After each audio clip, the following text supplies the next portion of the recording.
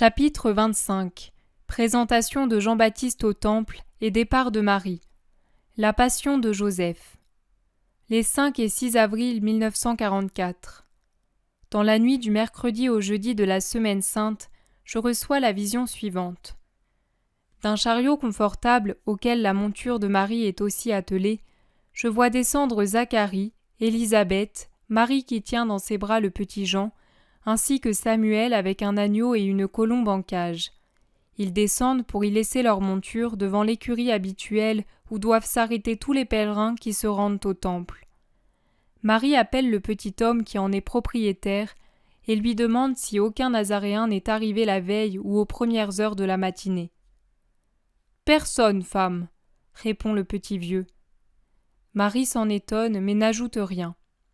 Elle confie son âne à Samuel pour qu'il s'en occupe, puis rejoint les 2 parents âgés et explique le retard de Joseph. Quelque chose l'aura retenu, mais il arrivera certainement aujourd'hui.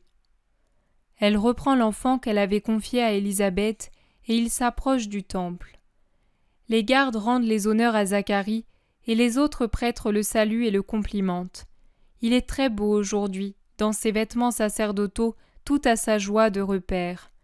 On dirait un patriarche.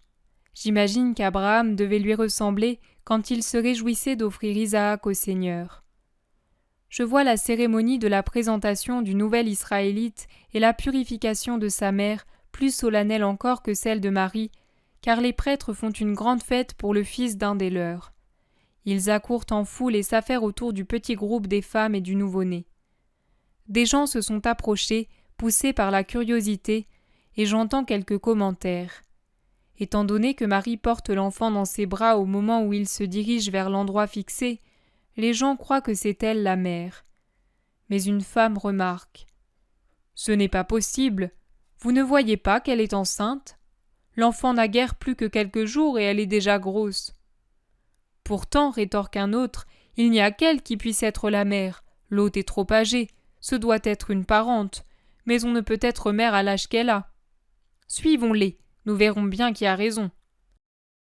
Leur stupeur s'accroît quand ils voient que celle qui accomplit le rite de la purification, c'est Élisabeth qui offre son agneau bêlant pour l'Holocauste et sa colombe pour le péché.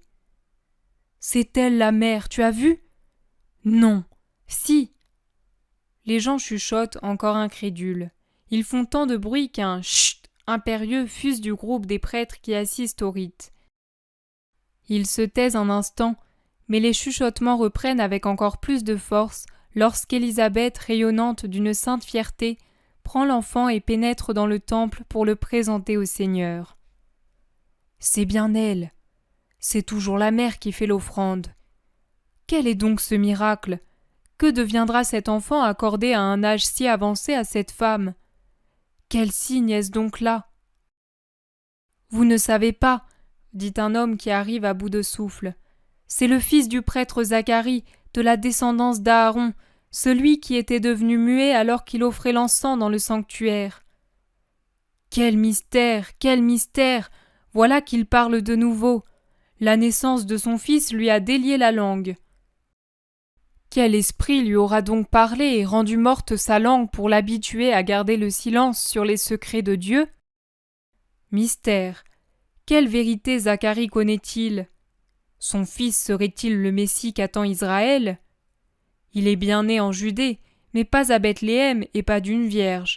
Il ne peut pas s'agir du Messie. Qui donc alors ? Mais la réponse reste dans le secret de Dieu, et les gens restent sur leur curiosité. Le rite est accompli. Les prêtres font maintenant fête à la mère et au bébé. La seule à laquelle on accorde peu d'attention, ou même qu'on évite avec dédain quand on s'aperçoit de son état, c'est Marie. Une fois les félicitations terminées, la plupart reprennent la route. Marie veut retourner à l'écurie pour voir si Joseph est arrivé, mais non. Elle est déçue et pensive. Élisabeth se fait du souci pour elle.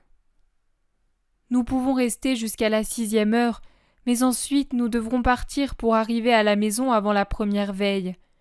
Jean est encore trop petit pour rester la nuit tombée. Calme mais triste, Marie lui répond. Je resterai dans une cour du temple. J'irai voir mes maîtresses, je ne sais. Je trouverai bien quelque chose à faire. » Zacharie intervient et présente un projet aussitôt accepté comme une bonne solution. « Allons chez les parents de Zébédée. C'est sûrement là que Joseph ira te chercher, et s'il ne devait pas venir, il te serait aisé de trouver quelqu'un pour t'accompagner en Galilée, car il y a dans cette maison un continuel va-et-vient de pêcheurs de Génézareth. » Ils prennent l'âne et se rendent chez ses parents de Zébédée, qui ne sont autres que ceux qui ont accordé l'hospitalité à Joseph et à Marie 4 mois plus tôt. Les heures passent vite, et Joseph n'arrive toujours pas. Marie domine son inquiétude en berçant le bébé, mais on voit qu'elle est pensive. En dépit de la chaleur intense qui les fait tous transpirer, elle n'a jamais retiré son manteau, comme pour cacher son état. Enfin, un grand coup à la porte annonce Joseph. Marie, rassérénée, resplendit. Joseph la salue parce qu'elle est la première à se présenter et à s'incliner respectueusement. « Que la bénédiction de Dieu soit sur toi, Marie. »« Sur toi aussi, Joseph. Dieu soit loué, tu es venu. Zacharie et Élisabeth allaient partir pour arriver chez eux avant la tombée de la nuit. Ton messager est arrivé à Nazareth pendant que j'étais à Cana pour des travaux. J'en ai été informé avant-hier soir et je suis parti sur le champ. Mais bien que je ne me sois pas arrêté en chemin, j'ai pris du retard parce que l'âne avait perdu un fer. Pardonne-moi. » C'est à toi de me pardonner d'être restée si longtemps absente de Nazareth, mais regarde, ils étaient si heureux de m'avoir chez eux que j'ai voulu leur faire plaisir jusqu'à maintenant. Tu as bien fait, femme. Où se trouve l'enfant ? Il pénètre dans la pièce où se tient Élisabeth, qui allaite Jean avant de prendre la route. Joseph complimente les parents pour la robustesse de l'enfant, qui crie et se débat comme un écorché vif lorsqu'on l'enlève du sein pour le montrer à Joseph. Tous rient devant ces protestations. Les parents de Zébédée, qui sont accourus pour apporter des fruits frais, du lait et du pain pour tout le monde, ainsi qu'un grand plat de poisson, rient eux aussi et se mêlent à la conversation des autres. Marie parle très peu. Elle reste tranquille, silencieuse, assise dans son coin, les mains sur la poitrine sous son manteau. Même lorsqu'elle boit une tasse de lait et mange une grappe de raisin doré accompagnée d'un peu de pain, elle parle peu et ne bouge guère. Elle regarde Joseph avec un mélange de peine et d'inquiétude. Il la regarde lui aussi. Après quelque temps, il se penche sur son épaule et dit « Tu es fatigué ? Tu souffres ? Tu es pâle et triste. » « Cela me fait de la peine de me séparer du petit Jean. Je l'aime bien, je l'ai tenu sur mon cœur à peine né. » Joseph ne pose pas d'autres questions. L'heure est venue pour Zacharie de partir. Le chariot s'arrête devant la porte et tous s'en approchent. Les deux cousines s'étreignent avec amour. Marie embrasse encore et encore le bébé avant de le déposer sur le sein de sa mère, déjà assise dans le chariot, puis elle salue Zacharie et lui demande sa bénédiction. Lorsqu'elle s'agenouille devant le prêtre, son manteau glisse de ses épaules et sous la vive lumière de cet après-midi d'été, ses formes apparaissent. Je ne sais si Joseph le remarque dès cet instant, car il est occupé à saluer Élisabeth. Le chariot part. Joseph rentre dans la maison avec Marie, qui reprend sa place dans le coin le moins éclairé de la pièce. « S'il ne te déplaisait pas de voyager de nuit, je te proposerais de partir au crépuscule. La chaleur est vive dans la journée, mais la nuit est fraîche et paisible. C'est pour toi que je le dis, pour ne pas trop t'exposer au soleil.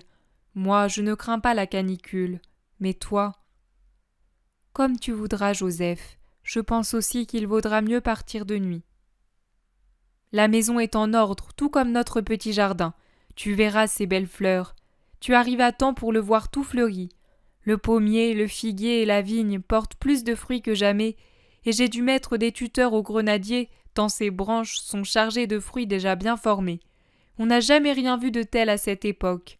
Et puis l'olivier, tu auras de l'huile en abondance. Il a eu une floraison prodigieuse et n'a pas perdu une seule fleur. Toutes ont déjà donné une petite olive. Quand elles seront mûres, l'arbre paraîtra couvert de perles noires. Ton jardin est le plus beau de tout Nazareth. Ta parenté elle-même s'en est étonnée. Alphée prétend que c'est un miracle. ce sont tes bons soins qui l'ont créé. Oh non, pauvre homme que je suis, qu'ai-je donc fait? Soigner un peu les arbres, arroser un peu les fleurs. Tu sais, je t'ai fait une fontaine au fond près de la grotte et j'y ai posé une vasque. Comme ça, tu n'auras pas besoin de sortir pour avoir de l'eau. Elle vient de cette source qui se trouve au-dessus de l'olivier de Mathias. Elle est pure et abondante. Je l'ai amenée par une rigole. J'ai fait un petit canal bien couvert, et maintenant l'eau arrive et chante comme une harpe. Cela me faisait de la peine de te voir aller à la source du village et en revenir chargé de tes amphores remplies d'eau. Merci, Joseph, tu es bon. Fatigués, les deux époux se taisent. Joseph somnole même, et Marie prie. Le soir arrive. Leurs hôtes insistent pour qu'ils mangent encore quelque chose avant de prendre la route. Joseph mange donc du pain et du poisson, et Marie se contente de fruits et de lait. Vient le moment du départ. Ils montent sur leurs ânes. Comme à l'aller, Joseph a disposé le coffre de Marie sur le sien, et avant qu'elle ne s'installe, il vérifie que sa selle est bien fixée. Je vois que Joseph observe Marie lorsqu'elle monte en selle, mais il ne dit mot. Le voyage commence alors que les premières étoiles se mettent à clignoter dans le ciel. Ils se hâtent, peut-être pour atteindre les portes avant qu'elles ne soient fermées. Quand ils sortent de Jérusalem et prennent la grande route en direction de la Galilée, les étoiles parsèment le ciel serein. La campagne est silencieuse. On n'entend rien d'autre que le chant de quelques rossignols et le bruit des sabots des deux ânes sur le sol de la route durcie par la sécheresse de l'été. Marie dit : « C'est la veille du jeudi saint. Cette vision paraîtra à certains hors de propos.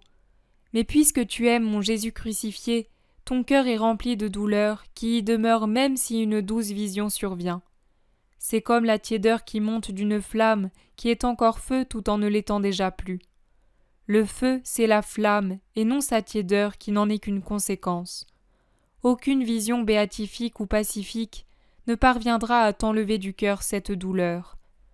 Considère-la comme plus précieuse que ta vie même. C'est en effet le don le plus grand que Dieu puisse accorder à ceux qui croient en son Fils. Qui plus est, la paix de ma vision s'accorde bien avec la commémoration de cette semaine. Mon Joseph a lui aussi connu sa passion.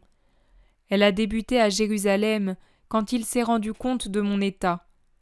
Comme pour Jésus et pour moi, elle a duré plusieurs jours. Spirituellement, elle ne lui a pas été moins douloureuse.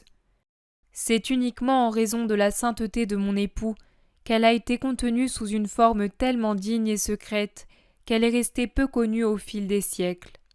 Ah, notre première passion! Qui pourrait en décrire l'intensité intime et silencieuse ou ma souffrance de constater que le ciel ne m'exauçait pas encore en révélant à Joseph le fond du mystère? Il m'avait suffi pour le comprendre, de le voir aussi respectueux à mon égard que d'ordinaire. S'il avait su que je portais en moi le Verbe de Dieu, il aurait adoré ce Verbe en mon sein par les gestes de vénération dus à Dieu.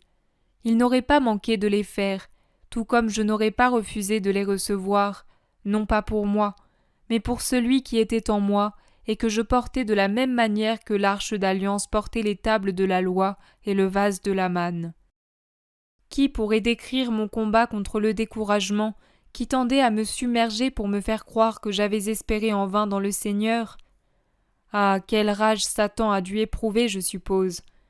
Je sentais le doute me saisir aux épaules et allonger ses tentacules glacés pour emprisonner mon âme et l'empêcher de prier. Le doute est terriblement dangereux pour une âme. Il est même mortel, car c'est le premier agent de cette maladie mortelle nommée désespoir, contre laquelle il faut réagir de toutes ses forces pour ne pas voir périr son âme et perdre Dieu. Qui pourrait décrire dans sa pleine réalité la souffrance de Joseph, ses pensées, le trouble de ses affections? Telle une petite barque prise dans une grande tempête, il était entraîné dans un tourbillon d'idées opposées, dans une foule de réflexions plus cruelles et plus pénibles les unes que les autres. En apparence, c'était un homme trahi par sa femme. Il voyait s'écrouler tout à la fois sa bonne renommée et l'estime du monde. Il se voyait déjà montré du doigt et objet de la pitié du village à cause d'elle. Il voyait l'amour et le respect qu'il me portait succomber à l'évidence des faits. À ce point, sa sainteté resplendit encore plus que la mienne. J'en témoigne avec mon amour d'épouse, car je désire que vous aimiez mon Joseph, cet homme sage et prudent, patient et bon, qui, loin d'être étranger au mystère de la rédemption, lui est intimement lié. C'est en effet pour elle qu'il offrit sa souffrance et qu'il s'offrit lui-même, sauvant ainsi le Sauveur au prix de son propre sacrifice et par sa sainteté. S'il avait été moins saint, il aurait agi de manière humaine. Il m'aurait dénoncé comme adultère pour que je sois lapidé et que le fils de mon péché périsse avec moi. S'il avait été moins saint, Dieu ne lui aurait pas donné la lumière pour le guider dans cette épreuve. Mais Joseph était saint, et son âme pure vivait en Dieu. Sa charité était vive et ardente. Par sa charité, il vous sauva le Sauveur, aussi bien en ne m'accusant pas devant les anciens, que lorsqu'il abandonna tout avec une prompte obéissance pour emmener Jésus en Égypte et le sauver. Si ces 3 jours de la passion de Joseph ont été courts, ils n'en furent pas moins d'une intensité terrible, tout comme pour moi ceux de cette première passion. Car je comprenais sa souffrance et ne pouvais la soulager d'aucune manière par obéissance au décret de Dieu qui m'avait dit « Tais-toi ». À notre arrivée à Nazareth, lorsque je le vis partir sur une salutation laconique, courbé et comme vieilli en peu de temps, quand je ne le vis pas venir à moi le soir comme à l'accoutumée, je vous assure, mes enfants, que mon cœur éploré et souffrait cruellement. Enfermé dans ma maison, seul dans cette maison où tout me rappelait l'Annonciation et l'Incarnation, où tout me ramenait au cœur le souvenir de Joseph uni à moi dans une virginité sans tache, il m'a fallu résister au découragement, aux insinuations de Satan, et espérer, toujours espérer, prier sans cesse, pardonner encore et toujours à Joseph son soupçon, son bouleversement de juste indignation. Mes enfants, il faut espérer, prier et pardonner pour obtenir de Dieu qu'il intervienne en notre faveur. Vous avez vous aussi à vivre votre passion. Vos fautes l'ont méritée. Je vous enseigne comment la surmonter et la changer en joie. Espérez sans mesure, priez sans perdre confiance, pardonnez pour être pardonné. Mes enfants, le pardon de Dieu sera la paix à laquelle vous aspirez. Je n'ajouterai rien pour le moment. Le silence régnera jusqu'au triomphe pascal. C'est la passion. Compatissez aux souffrances de votre Rédempteur. Écoutez ses plaintes et comptez ses blessures et ses larmes. C'est pour vous que chaque larme a été versée, que chaque blessure a été reçue. Que toute autre vision s'efface devant celle qui vous rappelle la rédemption accomplie pour vous.